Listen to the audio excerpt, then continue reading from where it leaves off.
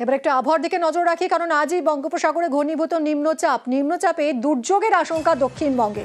সকাল থেকেই দক্ষিণবঙ্গের জেলায় জেলায় বৃষ্টি, কাল থেকে দক্ষিণবঙ্গে ভারী বৃষ্টির পূর্বাভাস। বৃহস্পতি শুক্রবার ভারী থেকে অতি ভারী বৃষ্টি। নিম্নচাপের জেরে উপকূলেও ভারী বৃষ্টির পূর্বাভাস। নিম্নচাপের জেরে উত্তাল থাকবে সমুদ্র। কাল থেকে মৎস্যজীবীদের সমুদ্রে যেতে নিষেধ।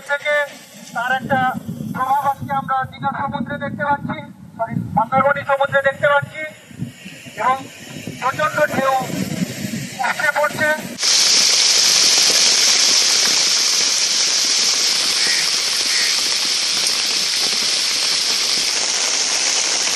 বঙ্গোপসাগরে আজই ঘনীভূত নিম্নচাপে দুর্যোগের আশঙ্কা দক্ষিণবঙ্গে। সকাল থেকেই দক্ষিণবঙ্গের জেলায় জেলায় বৃষ্টি শুরু হয়েছে।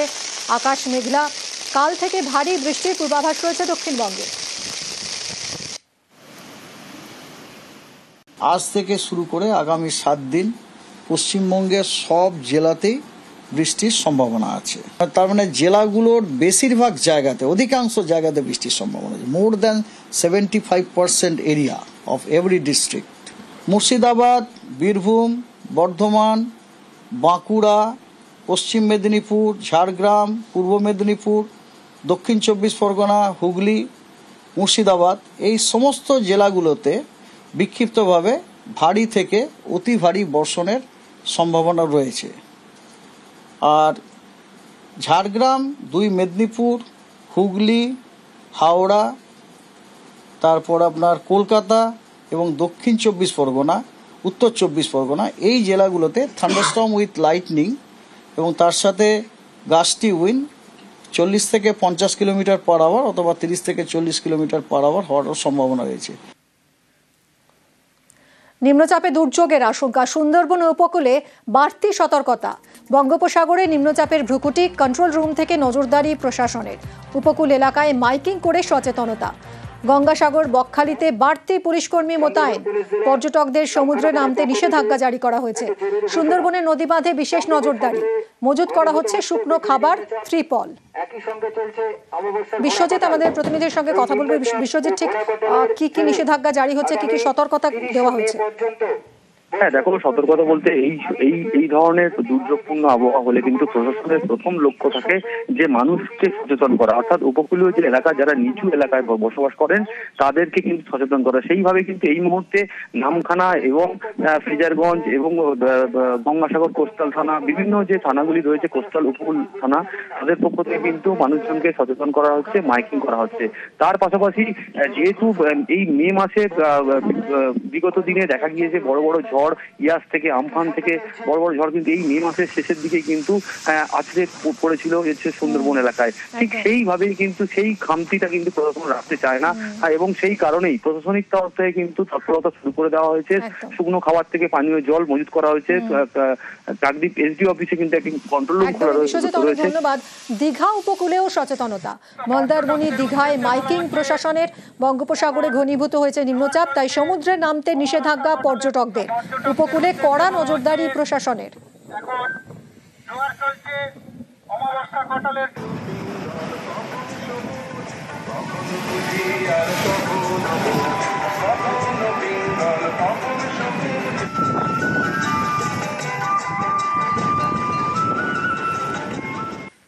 জলপাইগুড়িতে খুলে গেল কন্ট্রোল রুম। 5 দিন আগেই খুলে গেল কন্ট্রোল রুম। নদীর জলস্তরের দিকে নজর রাখবে। অন্য বছর 1 জুন কন্ট্রোল রুম খোলা হয়। এবছর আগাম বর্ষার কারণেই খুলে গেল কন্ট্রোল রুম। উত্তরবঙ্গে বন্যা পরিস্থিতি মোকাবিলায় তৈরি কুইক রেসপন্স টিম। উত্তরবঙ্গে 12টি কিউআরটি গঠন। এবার একটু আবহাওয়ার দিকে নজর রাখি, কারণ আজই বঙ্গোপসাগরে ঘনীভূত নিম্নচাপে দুর্যোগের আশঙ্কা দক্ষিণবঙ্গে। সকাল থেকেই দক্ষিণবঙ্গের জেলায় জেলায় বৃষ্টি, কাল থেকে দক্ষিণবঙ্গে ভারী বৃষ্টির পূর্বাভাস। বৃহস্পতি শুক্রবার ভারী থেকে অতি ভারী বৃষ্টি। নিম্নচাপের জেরে উপকূলেও ভারী বৃষ্টির পূর্বাভাস। নিম্নচাপের জেরে উত্তাল থাকবে সমুদ্র। কাল থেকে মৎস্যজীবীদের সমুদ্রে যেতে নিষেধ। তার একটা প্রভাব আজকে আমরা দীঘা সমুদ্রে দেখতে পাচ্ছি, মন্দারমণি সমুদ্রে দেখতে পাচ্ছি, এবং প্রচন্ড ঢেউ উঠে পড়ছে।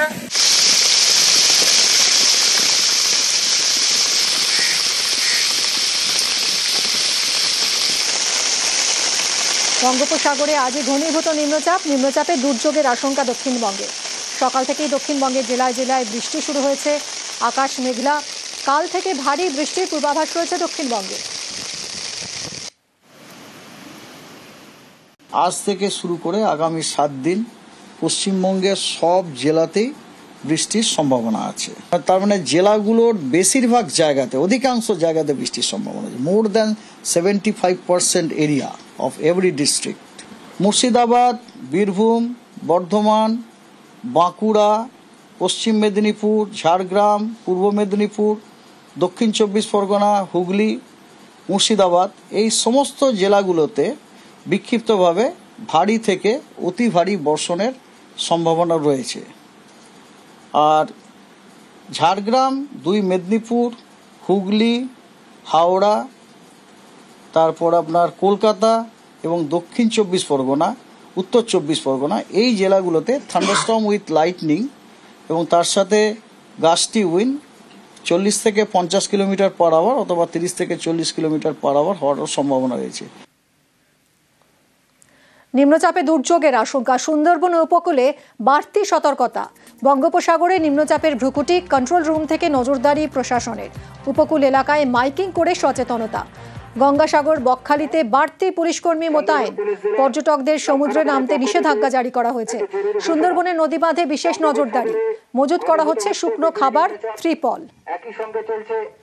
বিশ্বজিৎ আমাদের প্রতিনিধির সঙ্গে কথা বলবে। বিশ্বজিৎ, ঠিক কি কি নিষেধাজ্ঞা জারি হচ্ছে, কি কি সতর্কতা দেওয়া হয়েছে? হ্যাঁ, দেখো, সতর্কতা বলতে এই ধরনের দুর্যোগপূর্ণ আবহাওয়া হলে কিন্তু প্রশাসনের প্রথম লক্ষ্য থাকে যে মানুষকে সচেতন করা, অর্থাৎ উপকূলীয় যে এলাকা, যারা নিচু এলাকায় বসবাস করেন তাদেরকে কিন্তু সচেতন করা। সেইভাবে কিন্তু এই মুহূর্তে নামখানা এবং ফ্রেজারগঞ্জ এবং গঙ্গাসাগর কোস্টাল থানা, বিভিন্ন যে থানাগুলি রয়েছে, কোস্টাল উপকূল থানা, তাদের পক্ষ থেকে কিন্তু মানুষজনকে সচেতন করা হচ্ছে, মাইকিং করা হচ্ছে। তার পাশাপাশি যেহেতু এই মে মাসে বিগত দিনে দেখা গিয়েছে বড় বড় ঝড়, ইয়াস থেকে আমফান থেকে বড় বড় ঝড় কিন্তু এই মে মাসের শেষের দিকে কিন্তু আছড়ে পড়েছিল সুন্দরবন এলাকায়। ঠিক সেইভাবেই কিন্তু সেই খামতিটা কিন্তু প্রশাসন রাখতে চায় না, এবং সেই কারণেই প্রশাসনিক তরফ থেকে কিন্তু তৎপরতা শুরু করে দেওয়া হয়েছে। শুকনো খাবার থেকে পানীয় জল মজুত করা হয়েছে।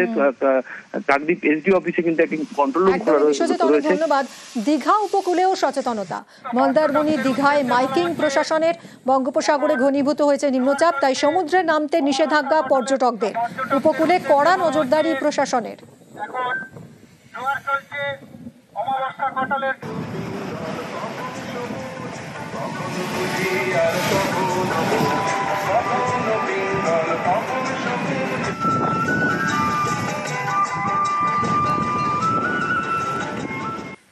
জলপাইগুড়িতে খুলে গেল কন্ট্রোল রুম।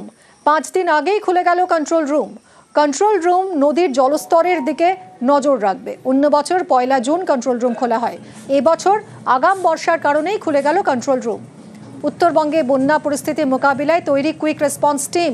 উত্তরবঙ্গে 12টি কিউআরটি গঠন।